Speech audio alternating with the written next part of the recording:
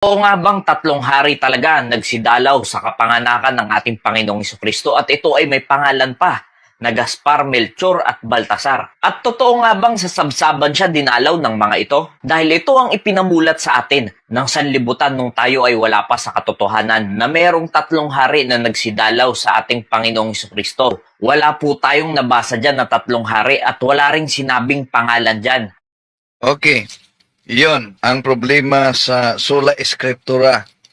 Walang nabasa sa Bible na mga pangalan daw, bakit ba may Melchor, Gaspar at Baltasar?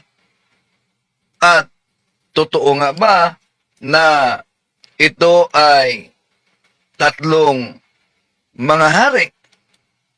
Di daw umano ito mga hari, mga kapatid, kundi ayon sa isang anti-Catholic, malinaw daw na itong mga mago na ito na nakipagkita kay Herodes ay hindi mga hari. At di daw, ayon sa kanya, sa Biblia, sa sabsaban nakipagkita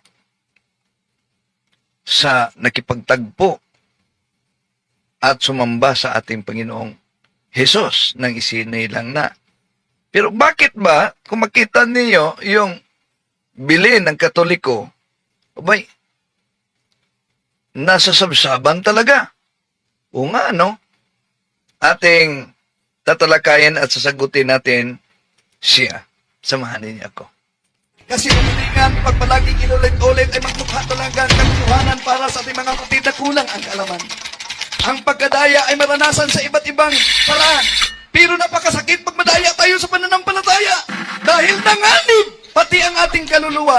Viva Cristo Rey! Rodeo et Ecclesia! Kumusta? Welcome. Late po tayo. Di na tayo na makapasok sa punto por punto dahil bago lang natapos, nag-una pa lang ako sa ngayon lang ginawang Christmas party sa mga CFD Labo chapter. Oo. So, kumusta sa lahat nating mga kapatid na sumusubaybay sa ating live streaming?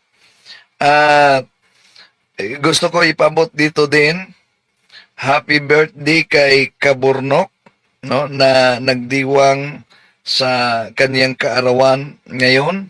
Kumusta? Si Kaburnok. At di lang yan, happy birthday din kay kapatid na Jerelo Keles, CFD ng Diocese of Bacolod. Napaka-aktibong CFD ng Diocese sa Bacolod, no? At sa lahat nating mga kapatid na sumusubaybay sa ating live streaming, at pabot ko lang dito, ayon kay kapatid na George, palaging nagsubaybay din sa ating programa live, si Reverend Father Henry Pinida ng St. Joseph the Worker Quasay Paris sa Mina Sipalay City, Negros Occidental. Siya ang spiritual director ng CFD Diocese of Kabangkalan. Ilo po, Father. At sa lahat natin mga kapatid na sumusubaybay sa ating live streaming, welcome po. At huwag kalimutan sa mga suking taga-subaybay na pindutin ang ating like. Huwag din kalimutang mag-subscribe sa mga bago pa lang at pindutin ang bell button para updated kayo, mag-comment at i-share ninyo mga kapatid. Kumusta sa lahat ng mga kapatid? Happy Epiphany, no? Pagdiwang natin ang Three Kings, pero ayon sa isang anti-katoliko, hindi ito three kings. Wala naman tayong mabasa sa Biblia three kings yan. No. Ito ang lilinawin natin ha. Bakit nga ba tinawag three kings na wise men ang mabasa sa Biblia? Pero acknowledge muna natin ang mga pumasok ngayon. Sila si Sir Rick, no? Si kapatid na Shadow Kun. Good evening po sa lahat taga-subaybay. Si Erin, no? Good evening po, Wendell, Sarah. God bless po sa lahat. Happy Three Kings. Si Sis Marisa Makahilos. Si Sir Rick, happy birthday Kabornok. Si kapatid na Margie Saligan. Si Light Puris. Hello. Good evening bro Wendell, si Sarah at sa mga taga-subaybay. Si Pans TV, gandang gabi bro. Si Sir Rick, bro Wendell, tatawag po ako sa inyo son. Importante po. TY, okay. Si pakilala ka muna ha. Text mo muna. Si Virginia Bineraw. Good evening, Dian Bro Wendell. Happy Three Kings sa lahat ng mga kapatid. Katoliko watching from Calgary, Alberta, Canada. God bless po. Hello. Si Marieta Condis. Good evening, Bro Wendell. Si Delphine Rabago. Happy Three Kings. Si kapatid na Birda Iversabal. Si kapatid na Margie Saligan. Happy Epipani sa lahat, especially ay Bro Wendell, si Sarah, your family. God always your family forever. Amen and amen. Si kapatid na Verna Iversabal watching from Las Piñas City, Manila. Si Eulalia Galario. Happy Three Kings. Si Marieta Kundis, always present in the name of the Lord. Happy Three Kings.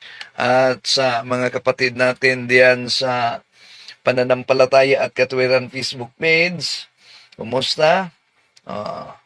Okay. Dami na nila din. Yan, si Sampagita Ganda, si Gisa Moridas, Merna Migito Galos, si Merlin Solarte sa Hong Kong. Oy. Si Mirna Migito Halos, Bro Wendell, holidays of obligation ba bukas? Si Gaudin Guangco. Good evening, mga kapuntos watching from Trinto, Agusan del Sur. Si Merlin Sorti, Happy New Year. Si Merna Kirito Galos, Happy Three Kings all. Charity DSO. Si Saverina Lapis, si Alan Pilari. I would like to greet and congrats the first GSK Diocesan Assembly for at least 100 participants. Mega Jam, Dao, Pagadian City. Si Orlando Orly, watching in New York. Si Julieta Padilla from Japan. Si Gaudincio Guangco, Trento, Agusan del Sur. Si Saudiva Familara sa Italy. Si Alan Pilari. At sa lahat na mga kapatid natin, welcome, no? Sa mga kapatid natin na pumasok ngayon. No?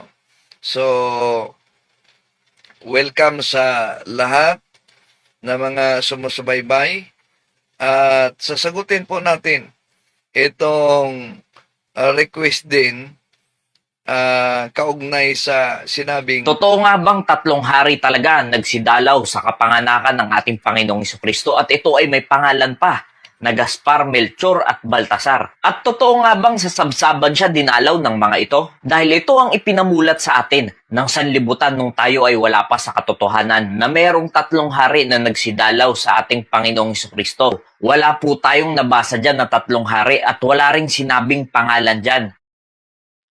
so yon. Dahil ang ating mga kapatid, letra por letra talaga ang kanilang gustong mabasa sa Biblia, yun ang resulta sa sola scriptura, meaning Bible alone. No? Pero kung mapansin ninyo, mamaya, kahit walang mabasa sa Biblia, may idinagdag din sila. Sa nagtanong, bukas holiday of obligation ba umano sa Pilipinas, tandaan niyo mga kapatid, dito sa Pilipinas, no, may 3 holiday of obligation. Ulitin ko dito sa Pilipinas, may 3 holiday of obligation. Ang holiday of obligation, Immaculate Conception, December 8 yan. Ang Christmas Day, December 25 yan. At Solemnity of Mary, Enero 1, January 1. Yan ang holiday of obligation dito sa Pilipinas para sa mga nagtanong. Okay. Sa pagkakataong ito, sasagutin natin mga kapatid itong pahayag niya. Sandali. Itong pahayag niya kaugnay sa 3 hari. Totoo nga bang 3 hari talaga nagsidalaw sa kapanganakan ng ating Panginoong Kristo at ito ay may pangalan pa na Gaspar, Melchor at Baltasar? At totoo nga bang sa sabsaban siya dinalaw ng mga ito? Dahil ito ang ipinamulat sa atin ng sanlibutan nung tayo ay wala pa sa katotohanan. So, yun umano ang ipanimulat sa kanila sa sanlibutan noong wala pa sila sa katotohanan. So, pahiwatig ito na yung sanlibutan ay ang simbahang Katoliko. Ibig pa sabihin, ang simbahang Katoliko ang iniwan nila at noong umanib na sa grupo na akala nila sa Diyos talaga. Dami talagang mga nakakala, halimbawa born again at iba pang mga siktang Pentecostal sa Diyos. Yun ay resulta lamang sa maling interpretasyon sa Biblia. Dahil kung tingnan natin, wala silang koneksyon sa tinatawag na unbroken line of succession. Okay. Marami din nagsabi na pag humihiwalay ka sa simbahang Katoliko, nasa katotohanan ka na. Yun ang maling akala nila dahil sa unang Juan Kapitulo 2, versikulo 18-19, nandito na ang mga antikristo. Sila ay galing sa atin, ngunit sila'y humihiwalay sa atin upang makilala na sila'y hindi talaga kasama natin. Okay.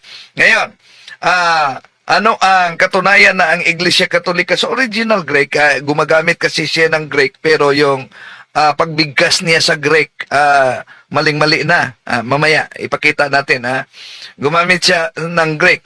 Sa Acts chapter 9, verse 31, himien on Ecclesia Catholis, tis Judaes kay Galalies kay Samarias, erinin ekinyen oy kumudomini. Nandyan ang Ecclesia Catholis. So, lahat ng mga kasaysayan, kung tignan natin ang The Living Bible, salin ng Protestante, Job chapter 8 verse 8, read the books of history and see. No? Kailangan talaga tingnan natin ang kasaysayan. Okay, tuloy natin. Merong 3 hari na nagsidalaw sa ating Panginoong Kristo. Now, bibigyan po natin ng linaw at ng katotohanan ang kalituhan sa so nalito sila, bibigyan daw ng linaw at katotohanan, talagang nalito sila. Bakit tinawag na 3 kings? Di nga ba three kings dahil ito'y wise men. Oh. Bakit nga? Saan galing yung three kings? Isipan ng mga tao patungkol dito. And she brought forth her firstborn son, and wrapped him in swaddling clothes, and laid him in a manger, because there was no room for them in the inn. Now, totoo naman po na mayroong pasabsaban, at dyan pa nga inihiga ang Panginoong Jesucristo dahil sa wala na silang room na makita na kanilang tutuluyan upang doon manganak si Mary. Kaya dyan na lang sila napunta. Now, ang tanong, 3 hari nga ba talaga ang dumalaw sa ating Panginoong Jesucristo? At dyan nga ba sa pasabsaban siya dinalaw? Now, when Jesus was born in Bethlehem of Judea, in the days of Herod the king, behold, there came wise men from the east to Jerusalem. Now, wala po tayong nabasa dyan na 3 hari at wala ring sinabing pangalan dyan. Kundi Ayan, no? Ito ang resulta sa letra por letra, mga kapatid. Pansinin niyo, dahil walang mabasa umanong pangalan sa Bible. Una, ang Katoliko, we are not Bible alone. Meron tayong teaching authority, meron tayong apostolic tradition. Kaya, sisilipin natin ang tradisyon. O nga, paanong nangyaring 3 hari? Kung tingnan natin ang Biblia, mga mago o pantas. Sa English, wise men ang mababasa natin dyan sa Biblia. At sabi niya, hindi naman binanggit na 3 hari yung mga pantas. Kaya sa mga letra por letra na sola scriptura, na ang salitang sola scriptura o Bible alone, di naman mabasa sa Biblia, yun, ang paniniwala nila, sila'y nasa katotohanan na dahil mali ang aral na itinuturo at na tutunan daw nila noon sa sanlibutan. O na mga kapatid, lilinawin natin, totoo naman na kung tingnan natin ang Biblia, binanggit diyan na yung mga pantas o yung mga mago o wise men ang mabasa natin sa Biblia. Pero kung ang argumento, itong wise men, itong mga pantas, ay hindi ito hari, bakit tinawag niyong hari? Bakit? May mabasa ba din sa Biblia na itong mga mago, itong mga pantas ay di hari? Di po ba wala? Kung ang argumento nila di mabasa sa Biblia, di paniniwalaan, saan sila kumuha ng batayan na ang mga pantas na ito ay hindi hari? Di ba ba? Kung ito'y ordinaryo lamang o mga pantas lamang o tinatawag na bago, di po ba may protocol kung makipagkita ka sa isang hari? May protocol. At ang madaling makipagkita sa isang hari, sa isang bansa, of course, yung mga hari. Pero, ano po bang batayan natin na itong tinatawag na mago o pantas, mga kapatid, ay mga hari din itong 3. Paano ito nagiging hari? Paano nalaman natin? Yun ang problema sa mga sola scriptura lang. Pero, kung tingnan natin, mga kapatid, malinaw na nakasulat talaga ay mga wise men, yung mga mago, na dumating at sabi na, wala namang mabasa ng mga hari ito. Una, wala naman tayong mabasa na hindi hari itong wise men, di po ba? Kung sundin natin ang kanilang argumento. At kung tingnan natin ang mabasa sa diyan, lalo na sa Mateo na ginamit niya, etong Mateo Kapitulo 2, versikulo 7, at ituloy natin sa 11. Ito ang mabasa natin. Nang mahatid ito, palihim na ipinatawag ni Herodes ang mga pantas at inosisa kung kailan lumitaw ang bituin. Sa 11, pagpasok sa bahay, nakita nila ang mga bata sa piling ni Maria na kaniyang ina. Nagpatira pa sila at sinamba ang bata. inihandog din nila sa kanya ang mga dala nilang insinso, aginto, insinso, at mera. Yon ang mabasa natin, mga kapatid. Tatlo, di ba? Tatlo ang dala nila. Ngayon, makita natin na batay sa mabasa, tatlo ang dumating, no? Na tinatawag na pantas o mga mago, di ba? Hindi lang dumating, kundi naghandog pa sila ng tatlong regalo. At sinamba pa nila ang batang Hesus. Ang tanong, bakit tinawag itong tatlong mga pantas na hari? Dahil kung pag-aralan niyo ang Biblia, lalo na sa mga sola eskriptura, yun kasi ang katuparan mula sa propesiya, mula sa hula sa lumang tipan, na may mga haring dadating, may mga haring dadalaw at maghandog ng regalo at siya'y sasambahin. Alam niyo ba yan? Ha? Sige, sisilipin natin, mga kapatid. Ang Awit, Kapitulo 72, 11. Mga haring nasa pulo at naroon sa Espanya, maghahandog ng kaloob upang parangalan siya. Pati rin ang hari ng Arabia at Ethiopia. May mga kaloob ding ibibigay sa kanya. Ang lahat ng mga hari gagalang sa harap niya. Mga bansay magpopore, maglilingkod sa tuwina. See?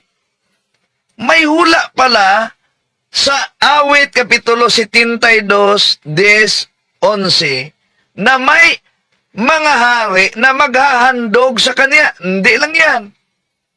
Sa Isaiah chapter 60, verse 3, ito mabasa natin, mga kapatid. All nations will come to your light. Mighty kings will come to see your radiance. At kung tingnan natin sa Tagalog diyan, mga kapatid, no, itong tatlong pantas na ito, no, kung tingnan natin ang mabasa sa Isaias, no, ito sa aklat ni Propeta Isaias, 60. Simulan natin sa 1. Ano ang mabasa diyan sa 1? Ito ang mabasa natin sa 1. Ikaw ay bumangon. Sumilang ka, sapagkat ang iyong liwanag ay dumating. At ang kaluwalhatian ng Panginoon ay sumikat sa iyo. Ituloy natin. Ang nagkasulat sa 3. At ang mga bansa ay paroroon sa iyong liwanag. At ang mga hari sa ningning ng inyong sikat. Ngayon, sabi niya, bakit sa aral ng mga Katoliko, itong mga hari na ito, di naman ito nakipagkita sa ating Panginoong Hesus doon sa sabsaban, sa bahay. Malinaw na sa bahay. Itong naghahandog na ito. Ngayon, ating isa-isahin yung kaniyang argumento. Ang binanggit po dyan ay wise men o kilala rin sa tawag na magi. Magi, wala tayong tutol dyan. Pero yung sabi niya, bakit may pangalan? Una, hindi lang tayo Bible alone. Meron tayo mga apostolic tradition. Kahit sa Bible, may mabasa tayong tradisyon. Ito, 2 Thessalonians chapter 2 verse 15. Stand firm then, brethren, and keep the traditions that we taught you, whether by word or mouth or by letter. O, see? So, maliban sa teaching authority o magisterium, meron din tayong tradisyon. At alam nyo ba na kung tingnan natin ang tradisyon, mga kapatid, no? Bakit pinangalanan niyan na Melchor, Gaspar at Baltasar? Dahil makita natin sa early Christian manuscript, ibig sabihin, yung mga sinulat sa mga sinaunang Kristiyano na namuhay malapit sa panahon ng mga apostol at sa ating Panginoon Jesucristo. Kaya mas alam nila ang kasaysayan sa panahon dahil mas malapit sila sa pangyayari. At yung tatlong mago na yan, tinatawag talaga nilang hari at kinikilala nila sa pangalang Melchor, Gaspar at Baltasar. Asan yan mabasa sa kung tingnan natin ang early Christian manuscript, nasa tinatawag na Excepta Latina Barbare.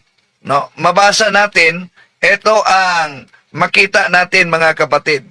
At the time in the reign of Augustus, on 1st January, the Magi brought the gifts and worshipped them. The names of the Magi were Bitisaria, Melchor, and Gataspa. So, ito ang sulat, mga kapatid, sa early Christian pa ito, ha? Pinangalanan na dito. Di lang yan. Sa panahon ni Saint Bede, sa taong 735 Anno Domini, wala pang ibang sikta dito. Although, meron ng mga heretics at meron na ding Islam, dahil ang Islam, 622 yan. Merong Excepta et Collectinia attributed to Saint Bede na ang mabasa natin ay ganito. The Magi were the ones who gives gifts to the Lord. The first who said to have been Melchor, an old man with the white hair and a long beard, who offered gold to the Lord as the king. The second, Gaspar by name, young and beardless and ruddy complexioned, honored him as God by his gift of incense, an oblation worthy of divinity.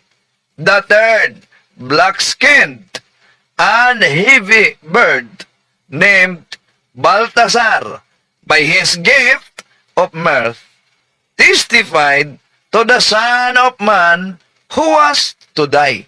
O, yun ang mga sulat sa mga early Christians. Ang problema kasi, nila, wala silang tradisyon.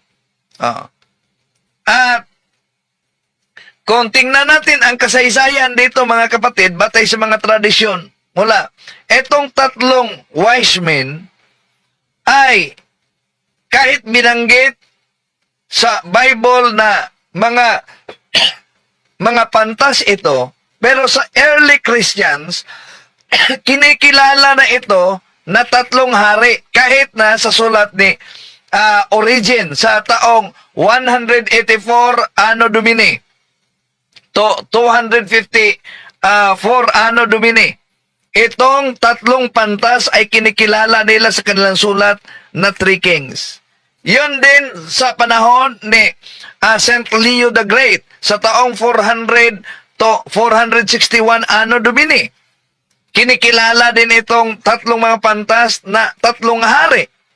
Ganon din ang mabasa sa sulat ni Saint Maximus of Turin sa taong 380, 465 na itong tatlong pantas ay tinatawag na tatlong hari. At ayon sa kasaysayan, mga kapatid, at tradisyon at sa history, kung pag-aralan natin, sa ika-5 century, no? 5th century, sa panahon ng early Christian, itong tatlong pantas, mga kapatid, na dumalaw sa ating Panginoon, alam nyo ba, batay sa kasaysayan, si Santo Tomas, ang apostol ng ating Panginoong Hesus, ang nagbinyag nila 40 years later sa pagpunta nila sa Panginoong Hesus, at nangyari yan sa India. At ayon sa kasaysayan, si Santo Tomas the Apostle ang nag-ordina sa kanila na magiging pare. Magiging pare. At ipinagdiwang ang kanilang kapistahan noong taong 54 Anno Domini. Ipinagdiwang na ang kapistahan nitong Three Kings, mga kapatid. 54 Anno Domini pa lang. At itong si ipinagdiwang na ito, itong kinikilalang mga santo, si Saint Melchor, sa kapistahan sa namatay sa kapista, at ipinagdiwang January 1, at ang kanyang gulang ay 116 years old. Si Saint Baltasar, noong January 6, at ang kanyang gulang ay 112 years old. At si Gaspar naman, January 11, at ang kanyang gulang ay 109. At sila'y namarter at inilibing doon sa walls of Jerusalem. Yun ang kasaysayan, mga kapatid, at batay din sa tradisyon. Pero sa sola scriptura, pakinggan natin siya. Magician. At ang mga taong ito ay hindi rin naman basta-bastang mga tao. Makikita natin dyan, kung babasahin natin yung context na yan, kung paano makipag-usap dyan si Herod sa kanila. Na hindi... So di ba niya napansin? Di po ba, bawat kaharian, merong sariling protocol. Kung ordinaryo ka lang na pantas, makapasok ka sa kaharian ni Herodes, makipagpulong ka sa kaharian ni Herodes, may protocol. Kung galing sa ibang bansa, of course, makipagkita ka sa namuno sa naturang bansa. Tuloy natin. Hindi niya kinakausap itong mga ito na parang napakababang mga tao. At kung ating pag-aaralan po, itong mga wise men na ito ay may alam patungkol sa astrology. Yan yung mga nag-aaral patungkol sa mga bagay na nasa labas ng mundo. At dahil sa nag-aaral sila patungkol sa astrology, nang makita nila itong bituin na ito, ay alam nila na ito na ang ipapanganak na hari ng mga Hudyo at ito ay kanilang sasambahin. Saying, "Where is he that is born King of the Jews? For we have seen his star in the east and are come to worship him." Nakita niyo po yung mainly reason kung bakit gusto nilang makita ang Panginoong Hesukristo. Para ito ay kanilang sambahin. Na kahit na hindi naman talaga sila literal na taga-Israel dahil sila ay galing pang Mesopotamia, pero alam naman natin na ang Babylonia ay sinakop ang Israel. At ang pagsakop nila... napansin niyo? Di niya paniniwalaan dito na Three Kings walang mabasa. Di ba? Pero, sabi niya, and are come to worship him. Nakita niyo po yung mainly reason kung bakit gusto nilang makita ang Panginoong Hesukristo. Para ito ay kanilang sambahin. Na kahit na hindi naman talaga sila literal na taga-Israel dahil sila ay galing pang Mesopotamia. Sige, ngayon. Kung ang batayan niya ay Biblia, At di paniniwalaan na ang pangalan nito ay Melchor, Gaspar, Baltasar dahil wala'y mabasa sa Biblia. Asan siya nanguha? Na itong tatlo ay taga Mesopotamia. Di po ba? Tutol siya na tatlong hari itong tatlong pantas dahil walang mabasa. Pero inaamin naman niya na di basta-basta itong tatlong pantas dahil nakipagpulong nga. Nakipagpulong nga si Herodes. Oh. Pero sabi niya, galing ito sa Mesopotamia. Oh, akala ko ba, pag di mabasa sa Biblia, di dapat paniwalaan. Pero, nang sinabing galing sa Mesopotamia, bakit sa San Mateo na binanggit niya, mabasa ba yan sa Biblia? Di po ba, di naman yan mabasa sa Biblia? O asan yung sinabi nila, pag di mabasa sa Biblia, di dapat paniniwalaan? Yun ang problema sa mga kapatid natin. Na una, wala namang sariling Biblia, basta lang nakibasa at yun, interpret na. Pero alam naman natin na ang Babylonia ay sinakop ang Israel. At ang pagsakop nilang yun ay may nakuha rin sila ng mga kultura ng Israel. At alam rin naman natin na iba sa kanila ay nakakilala rin sa tunay na Diyos. Maging ang hari ng Babylonia na sumakop sa bansang Israel ng si Nebuchadnezzar ay kinilala rin naman talaga ang ating Diyos. And when they were come into the house, they saw the young child with Mary his mother and fell down and worshipped him. And when they had opened their treasures, they presented unto him gifts, gold and frankincense and myrrh. Napakalinaw po dyan kung saan nadatnan ng mga pantas na tao na yan si Jesus Christ. Hindi po nila sa sabsaban nadatnan ng Panginoong Jesucristo, kundi sa bahay na Pero naman tayong tutol na sa bahay nadatnan ang ating Panginoong Hesus. Bakit? Dahil kung tingnan natin ang mga turo sa simbahang Katoliko at sa mga Catholic apologists, ito ang mabasa natin, no? Batay sa sandali ha, ating tignan. Okay, ito. Ito ang mabasa natin sa Catholic Apologists.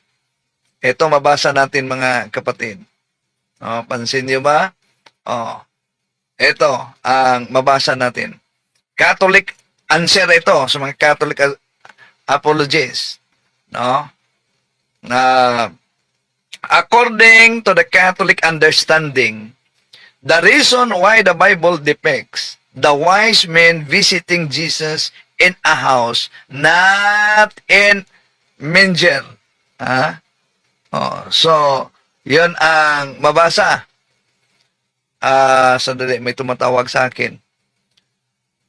Is because the story in Matthew's Gospel likely takes place sometime after Jesus' birth.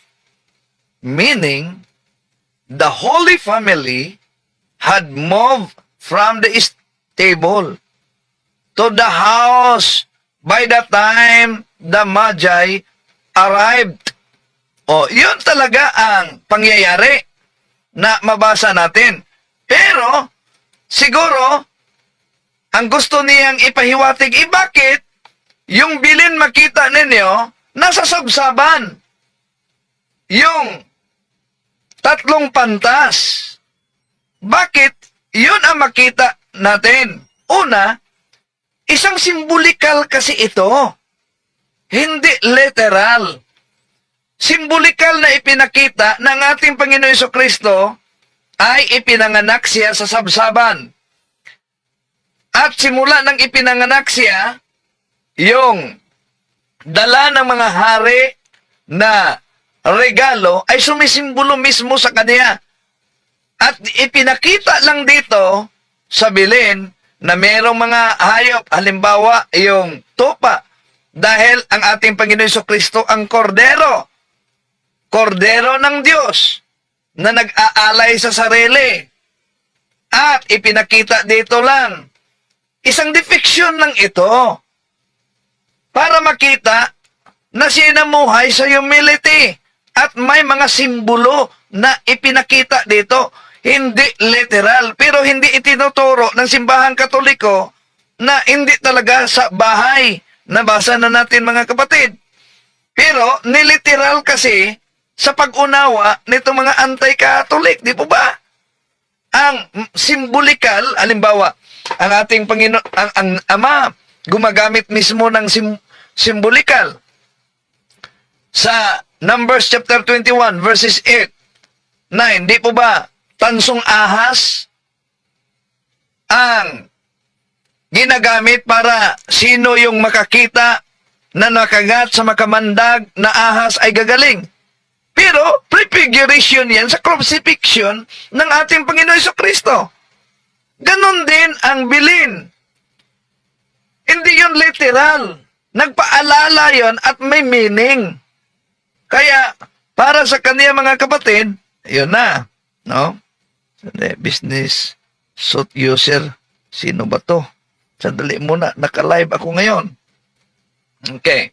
So, tuloy natin. Pakalinaw ng sinasabi dyan, and when they were come into the house. So mali na po talaga agad yung ating nakasanayan na nalaman noon nung tayo ay wala pa sa katotohanan na ang Panginoong Jesucristo na nadatnan nila ito sa sabsaban. Yung nalaman umano nila noong wala pa sila sa katotohanan una, yun ang resulta pag di niyo pinag-aralan talaga ang aral ng simbahang Katoliko. No? Yun ang resulta. Picasso, hindi basta-basta si... Ano yun? Okay. Tuloy natin mga kapatid. No?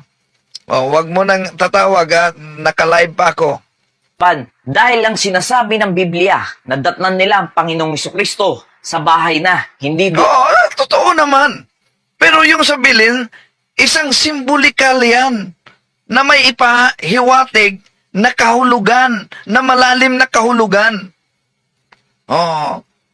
Yun po ang mabasa, halimbawa, sa Revelation chapter 12, verses 1 up to 5. Di po ba puno ng simbolo yan? May mga kahulugan. Ang akala niya, dahil ipinakita sa pag Pasko, ang akala niya, ito'y literal na talagang ang tatlong pantas doon na nakita ang ating Panginoong Hesus. Pero sa aral ng simbahang Katoliko, napakalinaw na kung susuriin natin ang aral ng simbahang Katoliko, lalo na sa mga Catholic answers, mga kapatid, malinaw na binanggit dito na ang taon kung saan ang ating Panginoong Hesus yung mga tatlong pantas ay pumunta, mga 2 years old na ang ating Panginoong Hesus. However, yung argumento nila kaugnay sa bilin na mali daw umano ito, hindi ito literal. Simbolikal ito. May ibig sabihin, may ibig ipahiwatig. Yun po ang simbolo. Okay, tuloy natin. Sa sabsaban. At kung ating pong uunawain at aaralin at babasahin ng maigi, hindi na po sanggol ang Panginoong Jesucristo. Tama naman. Mabasa kahit pa i-research niyo sa mga Catholic apologists. Hindi sanggol na ang ating Panginoong Hesus. Mga 2 taong gulang na kung saan yung tatlong pantas ay nakipagkita at sumamba sa kanya. Ngunit yung ipinakita na ito ay isang depiction ng may simbolo, may ibig sabihin, hindi literal yan. Ang akala niya dahil doon ang makita, doon ang larawan, so sa panahon pang sanggol ang ating Panginoong Hesus, bago pang ipanganak, doon na nagpakita. O doon na dumalaw. Datnan ng mga pantas na ito. They saw the young child with Mary, his mother. Ay, ito na. Totoo yan. Mabasa talaga na yan sa Biblia. Napakalinaw po dyan na young child yung ginamit ng Biblia. At sa Greek word po niyan, sa original text, ay paidion ng ginamit. Excuse me. Oh, dito na sablay. Meron tayong Grego dito. Paidion daw umano ang mabasa. Bakit? Dahil kung tingnan kasi natin ang Greek, sa Greek Bible, pakita natin ang sa Greek, ito kasi ang mabasa, mga kapatid. Yan sa Greek. Ito ang child. Sa Greek, sabi niya, paidion. Ito daw, paidion. Ang pagbigkas niya, paidion. Akala niya ito'y in. Hindi yan in. You yan. So, yan mahirap talaga pag magkunwaring marunong talaga sa Greek. Bakit? Tingnan natin paano yan bigkasin. Paidion ba yan? Mas mabuti na tingnan natin kung paano ito bigkasin. Ito, ito. Tingnan natin, Pakinggan ninyo, paano yan bigkasin. Ito. Paidio. So? Paidio. Ulit natin sa Greek, Child? Paidio. Paidio. Paidio. Yan. Napakalinaw yon kung paano bigkasin. Pero sa kanya, dahil gumagamit siya ng Greek, paano daw bigkasin yon? Kapusanggol ang Panginoong Kristo nung nadatnan ng mga pantas na ito. They saw the young child with Mary, his mother. Napakalinaw po dyan na young child yung ginamit ng Biblia. At sa Greek word po niyan, sa original text, ay paidion ang ginamit. Paidion ang ginagamit. Pero, para talagang marunong talaga siya ng Greek, no? Pero, napansin ninyo, ang tamang pagbigkas dito, hindi paidion. Akala niya in itong yo. Eto, ulitin natin. Paano bigkasin yan? Kung paidion ba yan? So, ulitin natin, Eto. Paidio. So, ano daw? Paidio. Hindi paidion. Hindi paidion. So, wala tayong total diyan. Pero kung para sa kanila, mali ang sasanlibutan daw, at ang sasanlibutan ang parang pinatatamaan niya dito, ang Katoliko, yun ang problema. Kung ang sinusunod niyo, Bible alone lang. Dahil ang salitang Bible alone, di naman yan mabasa sa Biblia, di po ba? Walang mabasa sa Biblia na Bible alone. Pangalawa, yung sinabi niyang taga Mesopotamia, lalo nang walang mabasa sa Biblia, kontra na sa sinabi niya, pag di mabasa sa Biblia, di dapat paniniwalaan. Kaya yung 3 hari, di mabasa sa Biblia na pinagbatayan niya, di din mabasa ang pangalan, di dapat paniniwalaan. Ang di niya alam na meron palang mga dokumento sa tinatawag na early Christians kung bakit pinangalanan na Melchor, Gaspar at Baltasar, at binanggit pa sa history kung paano sila namatay at anong gulang sila namatay. Dahil ang simbahang Katoliko ay siyang iglesyang tatag ng ating Panginoon Jesucristo, at sa pamamagitan ng iglesia, unang Timoteo 3:15, ito'y haligi at suhay ng katotohanan. Ang iglesia, hindi ang Biblia. Ang Biblia ay produkto sa tunay na iglesia. Ngunit, ang paglitaw sa iba't ibang mga sikta, produkto sa maling interpretasyon sa Biblia. Okay. Ating acknowledge muna ating mga kapatid dito. No. Knowledge muna natin. No. Okay. Si Reka, yun, lumabas mga hari sa hula sa Lumang Tipan. Ronald P. Dubilio, good evening, watching from Quezon City. Si Pika, ito si Windel, ito yung isa sa mga predict ni Jesus na maraming nagmamarunong pa sa Diyos to ligsain ang katotohanan. Ano bang katotohanan na tinutuligsa natin? Sinagot lang natin, pika-pika, yung mga maling akala sa mga born again. Ano bang inaniban mo? Born again, di ba? Sige, kung kayo ang nasa katotohanan, sino ang ituro mong kasama sa taong 200 Domini? Because the true church, founded by Jesus Christ, meron talagang tinatawag na unbroken line of succession. Sino? Di ba wala? Okay? Si Eric, matindi talaga ang kasaysayan ng ating pananampalataya. Salamat, bro Ender. Okay? Si Montelino Igay, mas magaling pa ang sulpot na to sa mga dalubhasang gumawa sa Bible. Si Almaal, good evening, bro Wendell. Matagal na po ako gustong itanong tungkol sa kay Amik.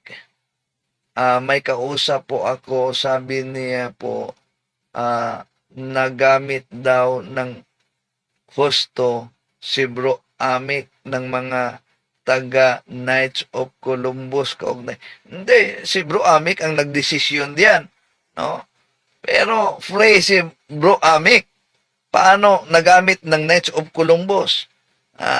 Na si bro Amik mismo ang pumunta sa Bohol at nagpa-interview. Si Bicolana, may Muslim, meron ba? Si Mien, hello bro Wendell, watching from Hong Kong.